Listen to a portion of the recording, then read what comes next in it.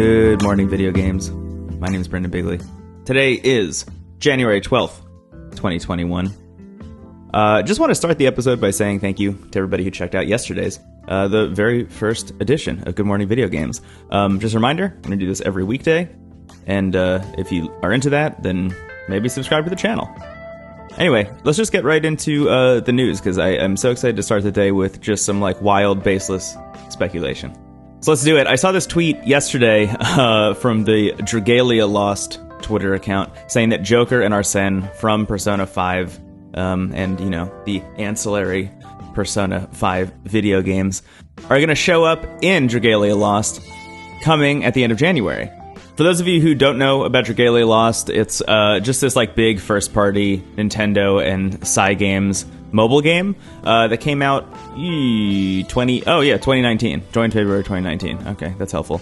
Anyway, it's a kind of action game. It has a ton of gacha mechanics, so if you're a Genshin Impact fan, this won't be too out of the realm of understanding. It's not bad. It's not a bad game. I played it for a little bit and then ended up bouncing off. But anyway, point being, Joker and Arsene are getting added to this game soon, and I immediately had dumb person who's always wrong alarm bells going off, because I remembered this happening and being promoted heavily in the iOS App Store.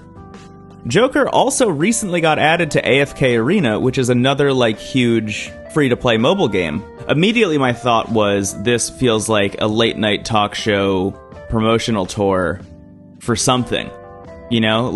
Joker's got a movie coming out, and thinks that maybe if he shows up on James Corden, Jimmy Fallon, and Colbert all in the same week, maybe the Academy will be more likely to give him a nomination. For your consideration, Joker from Persona 5. It weirdly enough reminds me a little bit, and I know this is not a one-to-one comparison that I'm making here, but it reminds me a little bit of, I think, the Nintendo strategy of making mobile games, which who knows if they're going to stick to that or not, but we have two instances in which Nintendo created a free-to-play mobile game to draw in people who had maybe never interacted with a franchise, and then released a big Switch game to kind of capitalize on that new brand awareness that the general populace had. So the first instance of that was Fire Emblem Heroes, which then led to Fire Emblem Three Houses. Fire Emblem Heroes came out, was an actually great game. Is an actually great game. I don't know if it still is, but when I played it, it was awesome.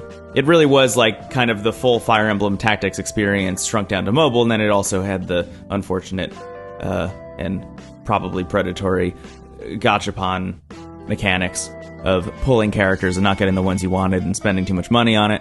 But that said, it did introduce Fire Emblem to a whole new host of people who had maybe never heard of it before, or who had heard of it and were interested but had never played one before, which kind of geared them up to play Fire Emblem Three Houses after. The same, I would say, was true of Animal Crossing Pocket Camp, a game that I know, personally, a few people who played Pocket Camp had never played Animal Crossing before, and then went on to get New Horizons on the Switch, or even buy a Switch to play New Horizons because of how much they liked Pocket Camp and wanted an experience that didn't involve wait timers and being asked to spend $5 on a subscription service every 5 minutes. I would say in both of those bets that paid off, and that brand awareness led to both of those games being wildly successful. Animal Crossing New Horizons, clearly a successful video game. And who knows how much of a correlation there is between the success of the mobile game and the success of the Switch game. But I would say there's probably a non-zero percentage of people who went from one to the other. And that's why this is so interesting to me, because this feels like they are trying to, they being Atlas, are trying to raise the awareness of Persona 5 and Joker for the free-to-play mobile audience by just including him in a bunch of other games, doing deals left and right to try and get him in there. And I don't think it's because Persona 5 Strikers is coming out in the West sometime soon, which makes me think there's some kind of Persona thing on the horizon. If I had to make a totally out there guess, what I would say is that there's maybe an Atlas-produced free-to-play mobile game happening, and they are trying to introduce the idea of Persona 5, the aesthetics of Persona 5, and Joker as a character to a free-to-play mobile audience in anticipation of a thing that is going to come out at some point this year. So I'm interested to see if that happens. Again, this is wild speculation, but I don't know. The more this happens, the more I think that that's possible. But also, Atlas is not exactly known for doing the thing everybody expects. Every sign could be pointing to this, and they will still take a left turn at the last second. So who knows? But at the moment, between Dragalia Lost and AFK Arena, I'm thinking there's maybe a Persona mobile game. And don't, like, look, let me be real.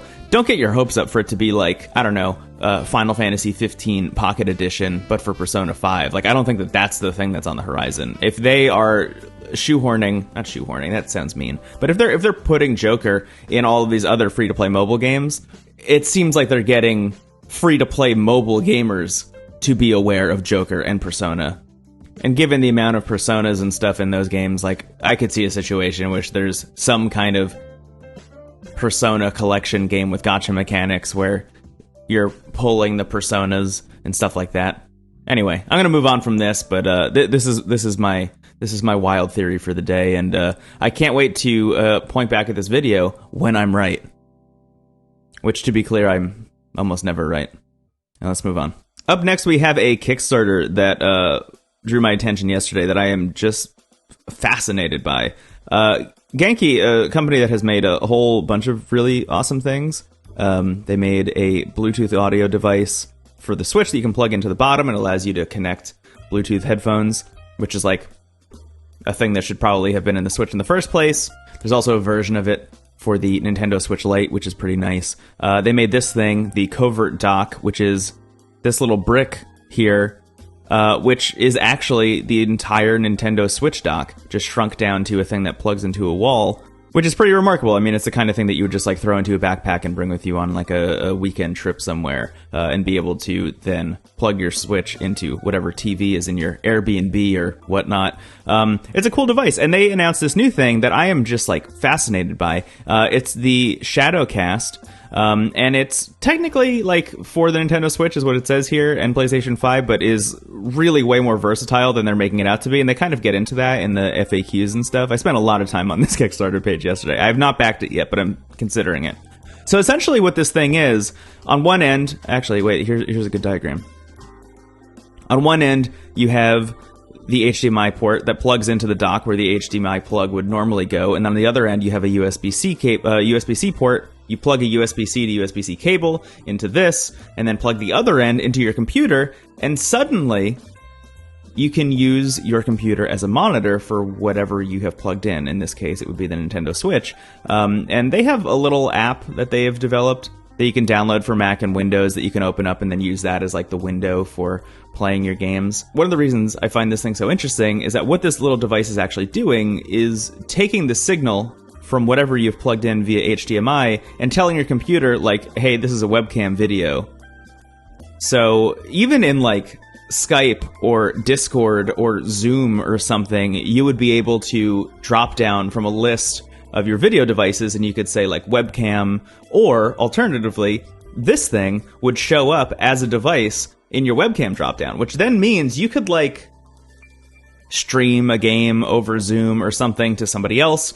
If you are a person like me who does a lot of like actual video game streaming and recording and things like that, this would just show up as a capture device, like a really, really tiny capture device. It's a pretty substantial little thing. And then you know, you could take it a step further and say like, okay, I think they actually show it here, but if you get an HDMI to micro HDMI or mini HDMI converter, then you could plug it into like, here you go, into like a DSLR camera that has an HDMI out on it and then use it as a DSLR capture. It's just like a really small, cheap, it's $40 device that allows you to capture any of your HDMI devices and either stream them or record them or share them. And their, I think, pitch in the video and things like that is essentially like, hey, this is a kind of like no latency way for you to play your games on your computer if you don't have a monitor, right? So like if the Covert Dock exists for the situation in which like you're going to a place that has a TV that you'd be able to plug into and you don't mind bringing the HDMI cable and stuff like that. This is like, let's remove even that stuff, and if you even brought your laptop with you, you can use that as a monitor. I think it's a really great device, and from what I've seen of Genki's stuff, I mean, this is not like one of those Kickstarters that's gonna like start up and then take all your money and run away. They seem to have a pretty good track record. I haven't used any of their stuff personally, but I've heard really good stuff. So I'm just really interested in this personally, and yeah, I'm probably going to check it out. I'm a person who I have like a bunch of capture cards, you know, like there's another one plugged in down here at the moment. I'm just very interested in like that hardware specifically, and this seems like not only great for someone like me who does this a lot, but also someone who just wants like literally what is pitched on this Kickstarter, which is the easiest way to play a console game on your computer. It's a cool device. They've raised over $1 million because it's a cool device. There's 16 days left. I'm recording this on January 12th, 2021, so TikTok, baby. Up next, I completely forgot that CES 2021 was happening, CES being the Consumer Electronics Show, or as I called it during the announcement of Quibi during CES last year, the Comedy Electronics Show. CES is like easily one of the funniest events of the year. So it's the Consumer Electronics Show, which essentially just means that every electronics manufacturer is announcing or showing off their new exciting innovations. Usually this would happen in Vegas. And there would be like a large in-person presence, and you could actually get your hands on a lot of these devices and check them out. And there's wild stuff, there's concept stuff, and there's like actual consumer stuff. And then there's stuff like yesterday, I tuned into the CNET CES stream for like maybe 2 minutes and saw a $16,000 bathtub that has a fog machine built into the top that just using AI knows exactly the amount of fog to put on top of your bathwater. That's worth $16,000. Anyway, because CES is happening, there's going to be a lot of like games related stuff, which generally is very exciting. And this is one of the things that kind of piqued my interest yesterday, from Chris Welch over at The Verge. LG is making a new lineup of televisions, and part of the software that they're bundling in, because if you buy a TV now, you're not just buying a TV, you're buying the operating system that TV manufacturer is also bundling in. So it's a smart TV, so you can just watch Netflix and Hulu and stuff, and you technically don't have to buy a Roku or an Amazon TV or Fire TV or an Apple TV or whatever. Hypothetically, what these manufacturers want is for you to just use their software. Anyway, LG in their 2021 TV lineup is also including Google Stadia and GeForce Now capability, which means that if you have a subscription to either of those services, you'll be able to stream your games directly to your television and also be able to connect your controller, which is kind of an interesting idea. Google Stadia, how's it doing? Up in the air. From what I've heard, it might actually be the best way to play Cyberpunk. Is there any good way to play Cyberpunk outside of a PC that costs more money than I'm comfortable like holding in one hand and looking at? Maybe not. But from what I've heard, Stadia is a pretty good way to experience that game. And GeForce Now is a thing that people just seem to love in general. Again, it's a thing that I don't have any experience with. But I am very into video game streaming as a concept and as a growth market, I guess. And getting included in an LG TV, while like a wildly niche thing, is going to move the needle for customers or users of both of those platforms. What I'm more interested in, I think, is when does Game Pass and xCloud show up on a device like this? I'm waiting for the moment when Game Pass moves off of just the iOS app that's in the works and the Android app that we have currently and makes its way to something like Apple TV, which already has support for the Xbox controller, makes its way to Roku devices or something, the new Google Chromecast, things like that. I think that this is going to be like kind of a big expansion year for game streaming in general. And this, to me, feels like a very subtle start to it. I would stay tuned because I expect this show to cover a lot of game streaming news in 2021, especially because I am like such a big fan of Game Pass and xCloud. And also, honestly, PlayStation's Remote Play, I also like a whole lot. if you listen to the podcast that I have, Into the Aether, you heard the story of me playing 13 Sentinels Aegis Rim almost completely via remote play from a cabin in the woods 100 miles away from my PlayStation 4 at the time. Where's the remote play app on LG TVs in 2021? That's my question. Chris Welch. No, he did a good job. He did a great job. It was a good piece. Anyway, let's move on from this to our kind of last thing. Here's just an article I wanted to share. I'm going to put the link to everything that I talked about today in the show notes here below. But I just wanted to share this piece that I just thought was really good. It's by Gene Park over at Launcher, which is the Washington Post's kind of new video game vertical, which I think they're building up at the moment. But essentially, this is just an article about, hey, Hideo Kojima was right in Metal Gear Solid 2, and maybe he'll be right again in Death Stranding. When I say he was right in Metal Gear Solid 2, I'll say this much. Here's a quote that Gene starts the article with. From Metal Gear Solid 2, Sons of Liberty, the untested truths spun by different interests continue to churn and accumulate in the sandbox of political correctness and value systems. Everyone withdraws into their own small-gauge community, afraid of a larger forum. They stay inside their little ponds, leaking whatever truth suits them to the growing cesspool of society at large. The different cardinal truths neither clash nor mesh. No one is invalidated, but nobody is right. This is a quote that was published in a video game in the year 2001, way before, like, Facebook, Twitter, or even, like, remote concepts of social media existed. It feels, like, wildly prescient, and what Gene is arguing in this piece, which I really recommend you read, is that Death Stranding is that for the future. You know, if Metal Gear Solid 2 was predicting now, Death Stranding is predicting another 10 years from now or 20 years from now. Yeah, I would just recommend reading this piece. I haven't played all of Death Stranding yet. I actually just restarted it last week, and I'm having a great time. I cannot wait to talk more about Death Stranding, because, it is so my jam. But anyway, read this piece. It's really good. I guess subscribe to the Washington Post. You can get 1 year for $29 if you want. This episode is not sponsored by the Washington Post.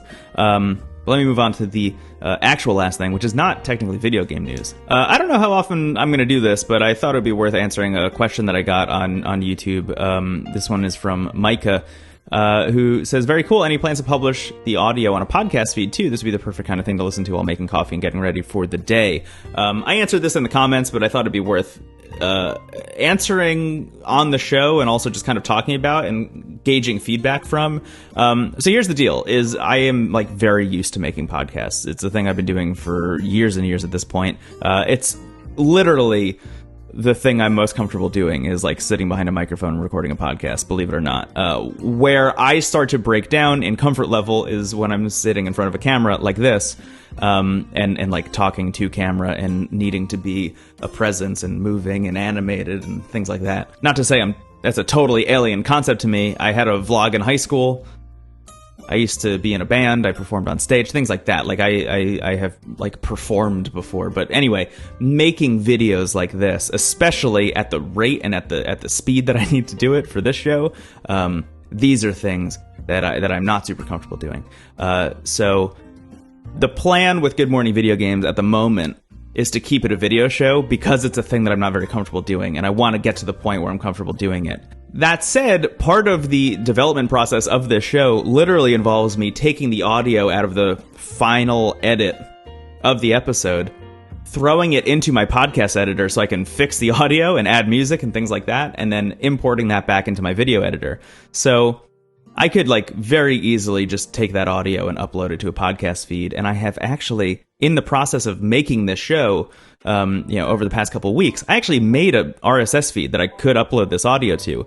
The thing is, though, I like being able to show things. I mean, even just in today's episode, there are, like, 3 or 4 things where I pointed at something and said, look at this is interesting.